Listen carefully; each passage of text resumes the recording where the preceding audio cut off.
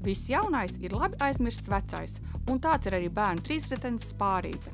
Tas rada stabilumu un drošības sajūtu īpaši uz nelīdzenām virsmām, jo nerada strauju sasvēršanās un apgāšanās risku atšķirībā no divriteņa ar papildus riteņiem.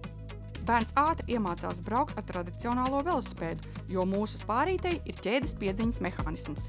Bet kā radās ideja patentēt Spārīti? Tas bija faktiski bērnu dēļ. Bērni, kas iegādājas citu tipu velosipēdus, ja tas nozīmē visās ķīniešu velosipēdus un tādas, ja, viņiem, jāsaka, tā iemācīšanās braukt bija grūti. Un to es izbaudīju saviem bērniem.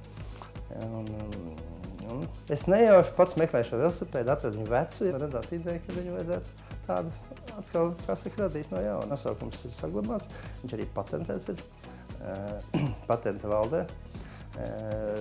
Apstiprināts, ka patents ir uz dizainu, uz nosaukumu, un pašlaik arī Eiropas Savienības patentu valdē ir iesniegts patents arī šo velosipēdu, lai mēs varētu visu Eiropu šo patentu, kā saka, turēt. Velosipēds ir individuāls, ja, viņš ir pilnīgi, viss detaļas ir individuāli izražots 100%, katra detaļa ražot ir šeit, Latvijā. Šeit pie mums uzņēmumā faktiski, ja. Dažas detaļas ir Latvijas uzņēmumi, daži piepalīdz mums par ražot. Bet tā viņš viss izņemot, mēs nopērkam ķēdi un skrūvus. Pārējais viss tiek ražots, teiksim, no caurulēm, ja, no metāla loksnēm, no plasmas granulām, arī ieskaitot viss riepas, viss mēs ražojam paši. Veiklā viņš maksā no 65 Latvijā līdz 70.